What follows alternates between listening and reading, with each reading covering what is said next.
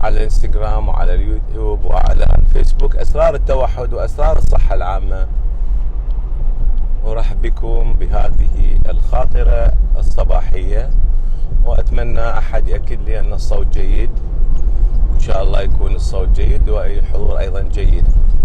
اليوم نحكي عن موضوع يعني كلش عريض وشائك في طيف التوحد وفي الأمراض النمائية العصبية بصورة عامة، اللي هو دور السموم. غالبا أسأل عن هذا السؤال، أتحاشى عن الجواب الحقيقة لأنه المعلومات فيه متضاربة. ودور سحب السموم في قضية أمراض مثل التوحد والأمراض المزمنة النمائية بصورة عامة، يعني هناك أيضا مناطق ضبابية. فكنت أريد أن أكون دائما متعمق بالموضوع وعندي معلومات كبيرة من مصادر رصينة، حتى يكون الرأي العلمي هو القائد، أو هو يعني الرأي اللي ممكن أنه يوجه فيه الناس. طبعا أنا هنا أتكلم، كل طبيب لديه اجتهاد في قضية مثلا سحب السموم أو في العلاجات، وطبعا الأطباء اجتهاداتهم منوعة، ومنهم من يعطي لسحب السموم أولوية، ومنهم من لا يذكره أبدا، ومنهم من يعتبره استخدامه أحيانا في بعض الحالات نافع. فأنا لا أريد أن أتدخل في العمق يعني بالنسبة لاستخدامات هذا البرنامج، لكن أنا سأتكلم عن فكرة التسمم بالجسم بصورة عامة، لأنه هذه ثقافة عامة يجب أن يعرفها الجميع، سواء اللي عنده طيف توحد أو الإنسان العادي أو اللي عنده أمراض مزمنة عامة. الحقيقة تراكم السموم في الجسد من المواضيع المهملة في الطب بقوة، ولم تعطى يعني الحق في قضية يعني تدريس حتى الأطباء أو المتخرجين، إلا طبعا من هم متخصصين بالسموم أحيانا. وحتى في تخصص السموم عادة نتكلم عن الأمراض الحادة، يعني التسمم الحاد من خلال مثلا شخص يعمل بمعمل فيه مواد سامة، أو شخص يتعرض لمادة كيميائية، أو يعني هذه الحالات معروفة في الطب وعلاجها معروف وتأثير السموم فيها معروف. لكن ما نقصده في هذا اللايف أو في هذا هو السموم المزمنة، التعرض الخفيف التراكمي الذي يحصل بسبب البيئة وتغيرات البيئة وزيادة التصنيع والأطعمة الملوثة. هذا الموضوع دائما مهمل، وحقيقة منطقة ضبابية. الجميع يعني الذين يتكلمون فيها يتكلمون فقط اجتهادات ومعلومات جمعوها من هنا وهناك، فلذلك المنطقة والحكم فيها صعب. لكن بصورة عامة أنا اللي قدرت أن أفهمه من خلال متابعاتي وتعمقي في قضية سحب السموم وقضية السموم بصورة عامة وتعرض أطفال التوحد للسموم، هي معلومات راح أنا أجيبكم إياها بالتدريج. بصورة عامة كل إنسان فيه منظومة يعني طرح سموم. طبعا طرح السموم يظهر بكل الاتجاهات، يعني طبعا الجهاز الهضمي، الفضلات، الكلى والجلد، وطبعا يظهر أيضا طرح السموم أيضا من خلال جزء رهيب ومعروف في قيمته الصحية اللي هو الكبد، يعني التعامل مع السموم وطرحها. هذه نقطة مهمة. فكل إنسان لديه منظومة طرح سموم، بس إحنا نختلف في قدرات طرح السموم. يعني هناك اختلافات جينية بين الناس، فتجد من هو قادر على أن يتعامل مع كميات كبيرة من السموم ويطرحها، وتجد من هو إذا تعرض إلى كمية بسيطة من السموم أنهك وصارت فيه أمراض مشكلة منوعة، أمراض عصبية، أمراض مناعة، أمراض قلب، أمراض كلى، وكل هذه مرتبطة أيضا في تراكم سموم. هذه الاختلافات، ليش فلان يتعرض وما يصير به شيء، فلان ياكل اي اكل، وفلان يعني يستخدم حتى مبيدات ويستخدم اصباغ بها رصاص، يستخدم حلقه مليان مثل ما نسميهن هذني الحشوات اللي نستخدمها دائما. هسه بدات تتغير، اللي هي حشوات نسميها الفضيه، واللي تقريبا 50% منها هي حقيقه فيها زئبق. هذه السموم اللي تتراكم في الجسد إذا نطرحها من خلال اتفقنا أنه موضوع يعني الكبد. طبعا الكبد بس أريد شوية أركز.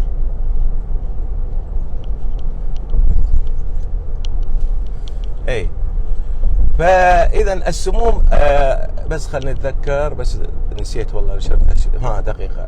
اذا عندنا موضوع التراكم السمي. طبعا اكثر الاشياء يعني ضررا، طبعا نسينا نتكلم، سامحونا انا دا اسوق واتكلم. السموم هي مو بالضروره فقط تكون يعني الزئبق والرصاص والارسنيك،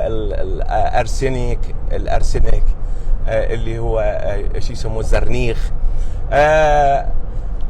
السموم هي كل الاشياء المضره للجسد اللي ممكن ان تتجمع. فاذا الخطوه الثانيه انا ضاعت مني، كانت الخطوه الاولى لازم نعرف انه احنا مختلفين في قابليتنا في طرح السموم. النقطه الثانيه انه طرح السموم هو مو فقط السموم اللي ما يسمى بالهيفي ميتالز، اللي هي ايش؟ المعادن الثقيله، اللي كل شيء يضر الجسم هو الجسم يتعامل وياه ويطرحه فهو من السموم. يعني الادويه من السموم، بعض البكتيريا الجرام نيجاتيف طبعا اللي تموت في داخل الامعاء هي من السموم، فيسمونها الاندوتوكسين اللي هي تسبب سموم في الجسم وتحسس الجسم وتسوي لنا مشاكل. المواد الكيميائيه اللي موجوده في الاطعمه من السموم، التدخين من السموم، الكحول من السموم. فاذا اي شيء يضر الجسم هو من السموم. فالسموم، منظومه تنظيف الجسم من السموم، هذه منظومه تشتغل 24 ساعه وتخلص الجسم من اي سم يدخل.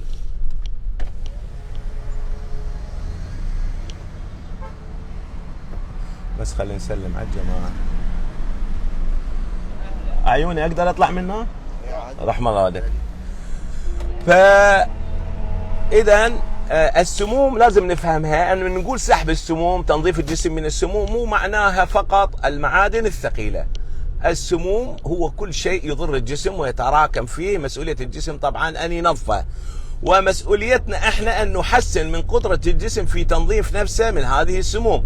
ولذلك المطلوب من كل الناس ان يفكرون دائما بإزالة السموم من جسمهم من خلال أخذ خطوات يعني فعالة، من ضمنها الشرب الماء المتكرر، معالجة الإمساك، الإكثار من مضادات الأكسدة بالأطعمة، تحاشي أسباب تراكم السموم في الأطعمة، الابتعاد عن المواد الكيميائية الضارة، الرياضة، يعني التعرض للساونا.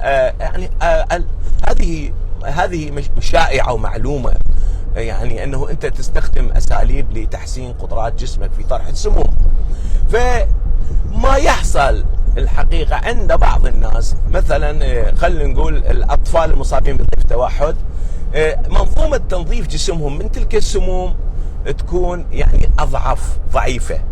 يعني ما يحصل في طيف التوحد من تراكم سمي ليس فقط بسبب عدم قدرتهم، ليس بسبب تعرضهم لسموم أكثر، لأن تعرفون أطفال التوحد عايشين بيناتنا. يعني مو معقولة ابنك يصير بتراكم سمي لأن هو يعني ياكل أكل وأنت دا تاكل نفس الأكل وأنت ما يصير بيك.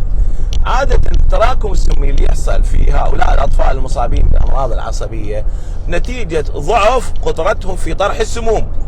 يعني عادة هناك مشكلة جينية أو هناك تراكم سمي أكبر من قيمتهم بسبب عدم قدرة جهازهم اللي خاص بالتخلص من السموم، وخاصة الكبد، بأن يكون معافى وأن يخرج الجسم من هذه السموم، أو أن تكون هناك مشاكل صحية من ضمنها أن تكون أمعائهم مهربة للسموم فيصير عندهم امتصاص للسموم أكثر، أو هناك نقصات فيتامينات في جسمهم تخليهم أصعب بالتعامل مع السموم فيصير عندهم تراكم سمي.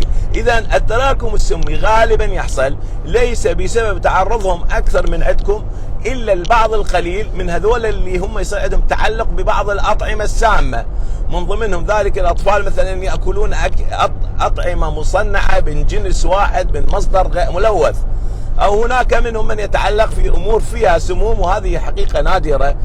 فلذلك أنا أريد أفهمكم بأن تراكم السموم عند أطفال التوحد لا يحصل غالبا بسبب تعرضهم لمصادر سموم أقوى من البيت، لكن بسبب طبيعة جسمهم البيولوجية وخلل جسمهم في التخلص من السموم. في البحوث السابقة كان هناك إهمال كبير على قضية تعرض الإنسان للسموم وضرره في الجهاز العصبي المركزي. لكن البحوث منتشرة الآن وكثيرة ومنوعة، يعني أنه وقارنوا كثيرا في دراسات كثيرة بين تراكم مثلا الرصاص في الجسم وبين تراكم الزئبق في الجسم وتأثيره على قدرة الطفل بأن ينمو عصبيا. في إحدى الدراسات أثبتت من خلال دراسة الأسنان الساقطة للأطفال وتقييم الرصاص الموجود في هذه الأسنان لقيمة الرصاص، وجدوا أن الذين لديهم تراكيز سمية عالية من الرصاص قد يتخلفون عن أقرانهم بالقدرات الذهنية 7 سنوات، فالشيء كلش كبير. طبعا هذا ليس فقط في قضية الأمراض العصبية، إنما كثير من الأمراض هناك ترابط كبير بين تراكم السموم والفشل الكلوي. وأيضا دراسات أثبتت بأن نسبة عالية من هؤلاء الذين يصابون بأمراض الفشل الكلوي قد يكونون لديهم تراكم سمي منوع، ومن السموم اللي هي سموم المعادن الثقيلة، ودراسات أثبتت ذلك. في دراسات كثيرة أيضا وجدوا هناك زيادة واضحة بين التراكم السموم وبين أمراض المناعة الذاتية، وبينها وبين أمراض الفصام، وبينها وبين أمراض الاكتئاب. فإذا التراكم السمي هو الحقيقة ممكن يضرب أي شيء في الجسم، الجهاز العصبي المركزي، جهاز المناعة، جهاز البولي والكلى، القلب والشرايين، فكل الأمراض، ممكن العضلات. فكل الأمراض اللي ممكن أن تجدها في جسم الإنسان اللي تحصل ممكن يكون أحد أسبابها، وغالبا ما يغيب عن رأي الأطباء. وما عندنا الحقيقة حتى في المختبرات، يعني أنا من أرددس أحد من الأطفال لمستوى السموم في جسمه أجد صعوبة في مختبرات، عادة أكو مختبرات حكومية فقط أعتقد، لكن ما وجدنا إلا القليل، ودائما تكون غالية وثقيلة على الأطفال، بينما هي المفروض تصير سكرينينج. هناك دول كبيرة الحقيقة بتسوي يعني تدقيق على مستويات السموم منذ الطفولة، وخاصة الرصاص والزئبق. هناك أيضا قضية يجب أن ينتبه لها سابقا، موضوع الحشوات وترابطها في ارتفاعات الزئبق، وهذا الكلام متكلم عليه.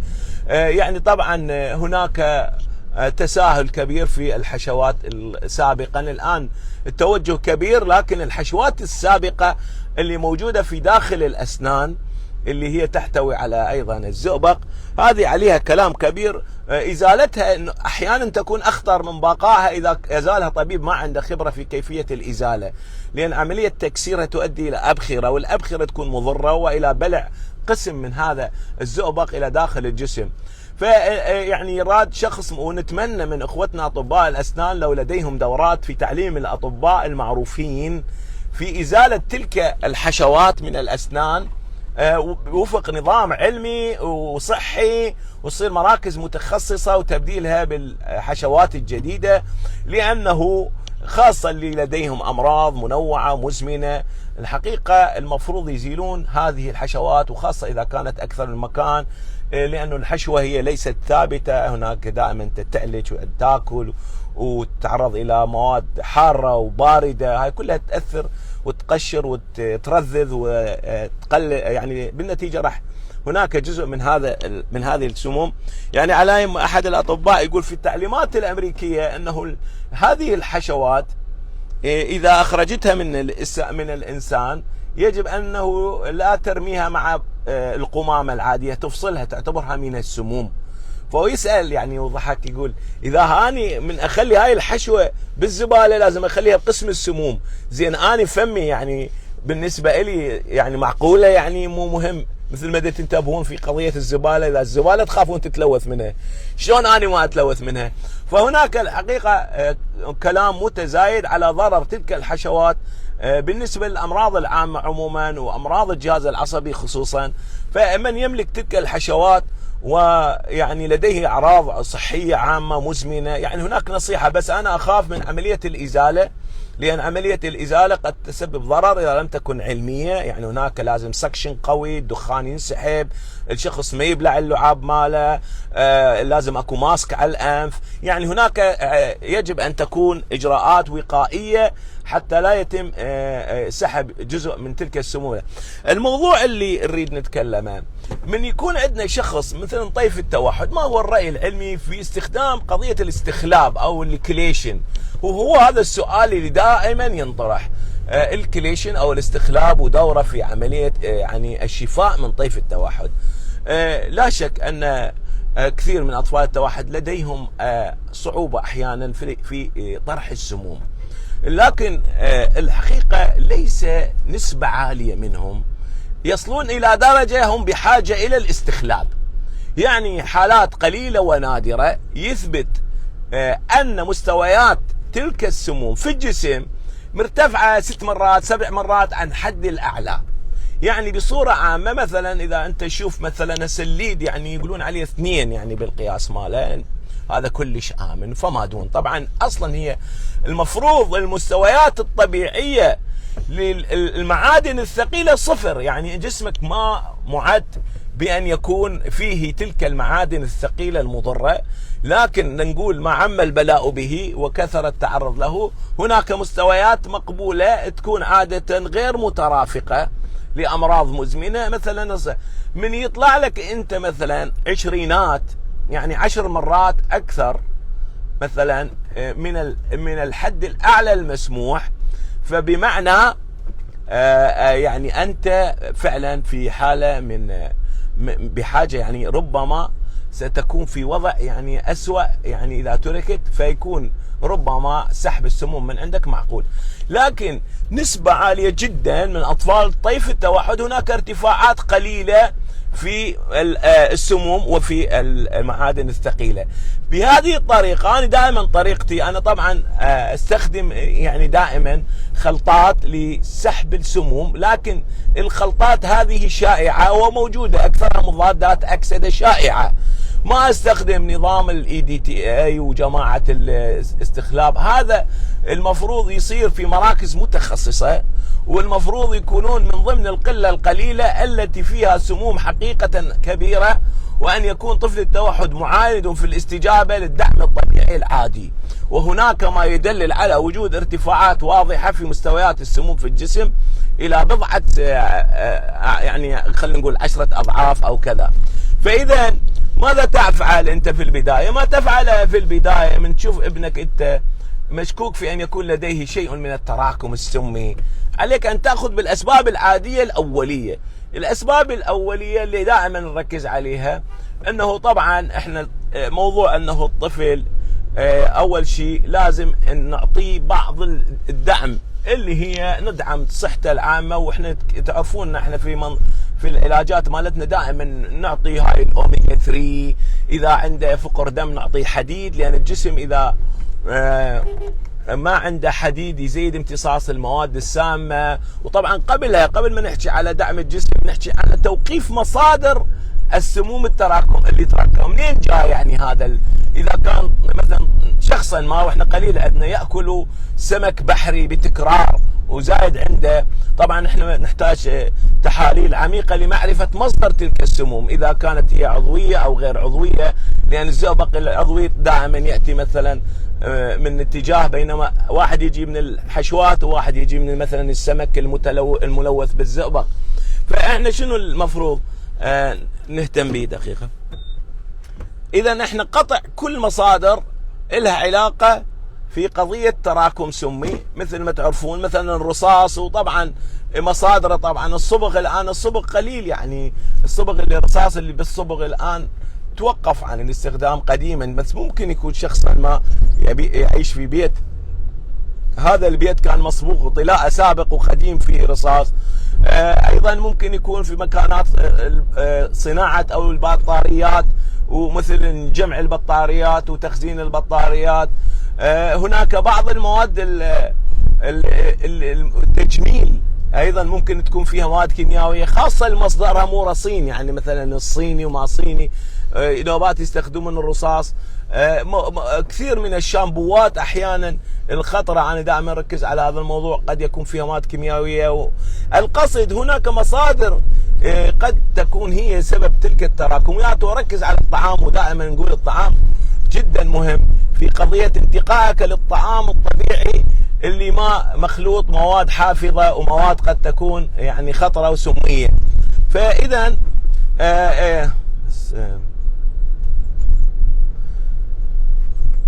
خلنا نتذكر والله الفروع والله نسيت. إذا المرحلة الأولى قلنا شنو؟ تقليل المصادر، وبعدين تفعيل قدرة الجسم على طرد السموم من خلال أشياء بسيطة مثل ما قلنا، يعني الأوميجا 3، الحوامض الأمينية زيادتها، خاصة إذا كان الطفل ما يأكل لحوم، عن طريق أما تعطى على شكل سبليمنت أو تعطى على شكل بروتين باودر أو تعطي على شكل طبيعي يعني نزيد للحوم وهاي الأمور.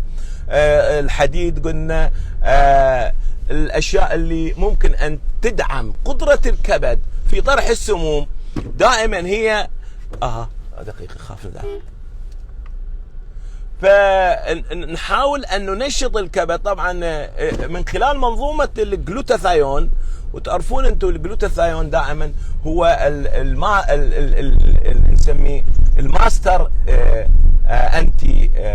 انتي اوكسيدنت في الجسم. يعني الجلوتاثيون هو العنصر الرئيسي اللي يطرح السموم. فاحنا حتى نعزز من قدرة الجسم لطرح السموم لازم نعزز صناعة الجلوتاثيون بالجسم، وغالبا انه تلك السموم اللي موجودة في الجسم هي اللي تحاول انه تلزم الجلوتاثيون بيدها وتخليه انه غير قادر على ان يشتغل. وايضا الابتعاد عن ما يضغط على منظومة السموم، وخاصة استخدام الأدوية التي تكون ضاغطة على الكبد، يعني مثلا البنادول بكميات كبيرة يؤثر على قدرة الكبد في إزالة السموم. كثير من الأدوية الحقيقة يعني لازم نعرف أنه الأدوية اللي تستخدم بعشوائية تضغط على الجسد، فإراد الإنسان دائما يكون حذر في قضية الأدوية اللي يأخذها. يعني على سبيل المثال أنا كان عندي شوية تشنج، بس أخذت يعني ما قدرت أتحرك لأنه كان عندي تشنج، فأخذت أنا يعني بس مجرد فولتارين يعني يمكن مرتين ضغطي صعد. أنا باوعت ما عندي شيء سبب واضح، يعني ضغطي كل الزين يعني. فاضطريت طبعا انزل الضغط وابتعد عن المسكن. فهناك يعني تداخل كبير بين الادويه وبين قدره الجسم على طرح السموم. يعني انت احيانا من تاخذ حبايه يقول يجوز بجسمك تبقى 4 ايام ويجوز بجسم غيرك تبقى 6 ساعات. الجسم شلون يطرح تلك الماده الغريبه هذه تعتمد على قدرتك. فلذلك الانتباه من تلك الادويه ومن تاثيراتها الجانبيه. واحنا تكلمنا تقريبا بصوره عامه بس حتى نتذكر، واني دا اسوق ومن الصعب ان اواكب تقريبا. اذا راح يبقى عندنا مجموعه جدا قليله من هؤلاء الاطفال الذين لديهم ما يدلل على ان جسمهم فيه سموم مرتفعه بجرعات عاليه وعندهم مقاومه لانه يتشافون من البرامجيات البسيطه في طرح السموم. هذول اللي ممكن ان ندزهم الى مراكز متخصصه او الى ناس لديهم خبره قويه في قضيه سحب السموم، لانه الاستخلاب او عمليه سحب السموم الحقيقه عمليه فيها خطوره اذا استخدمت بطريقه غير علميه. ومن ضمنها لانه انت عندما تستخدم مضادات او ساحبات السموم والمواد التي تستخدم في سحب السموم، اذا لم تكن لديك الخبره الكافيه ربما تسحب مواد نافعه للجسم بصوره مباشره، وربما تؤدي الى مشاكل في الصحه العامه والى خلل قد يعني لا يعرف او لا يحمد عقباه. فلذلك المجموعه القليله التي تبقى لسحب السموم يعني يقدرها الطبيب من خلال معرفته أول شيء بمستويات الطبيعية للسموم، وثانيا مدى استجابة الطفل أو البالغ للأساليب الأولية قبل الوصول إلى مرحلة سحب السموم. فلذلك سحب السموم الجواب عليها تستخدم في حالات نادرة 2%، 5%، 3% أو أقل من الحالات المعاندة من الذين لديهم طيف توحد. وغالبا ما يتم تفعيل منظومة الجسم العادية في إزالة تلك السموم بالأساليب الطبيعية وببعض المكملات الغذائية الآمنة. وهنا أنبه دائما عندما أعطي كبسولة فيها مضادات أكسدة منوعة، كثير من الأهالي ينزعجون يقولون دكتور هذه مرة، هاي ما طيبة، بس تعرفون أنه في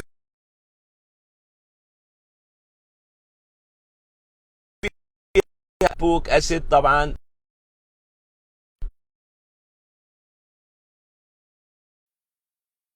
عندما أعطي مضادات أكسدة للأطفال هؤلاء، لأن أعرف بأنهم قدراتهم في تنظيف جسمهم دائما متأخرة. فأنا فهمتكم نبسط الأمور. في طبعا تنظيف الجسم من السموم غالبا مشكلة مهملة عند كثير من الأطباء، والحقيقة هو جزء جدا مهم من عملية الشفاء في الناس اللي لديهم أمراض عضوية وأمراض عصبية مزمنة. وعملية سحب السموم ما ممكن تستخدم إلا في أعداد بسيطة اللي تمثل 2 إلى 3% من الذين هم عندهم تراكم سمي. الطفل المصاب بطيف التوحد أمراض نمائية عادة عنده مشكلة في طرف السموم.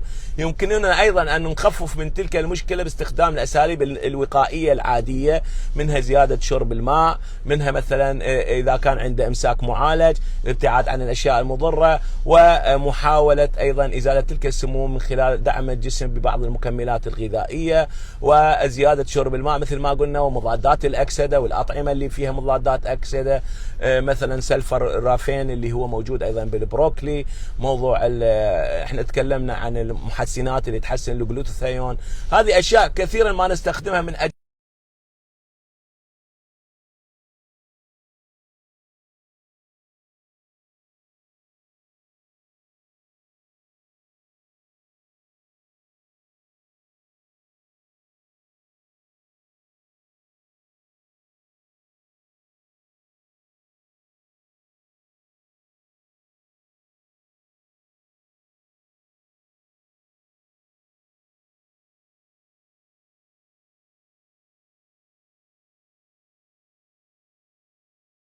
مثلا عصبية متفاقمة غالبا تهمل. فهذا تنبيه لجميع الأطباء بزيادة الانتباه، رغم أن البحوث تؤكد على وجود ترابط بين قضية السموم بين الأمراض المزمنة، لكن ليس كل من لديه تراكم سمي نعالجه بأساليب الاستخلاب المنتشرة اللي فيها نوع من الخطورة. ونصيحتي لهم أنه تستخدم هذا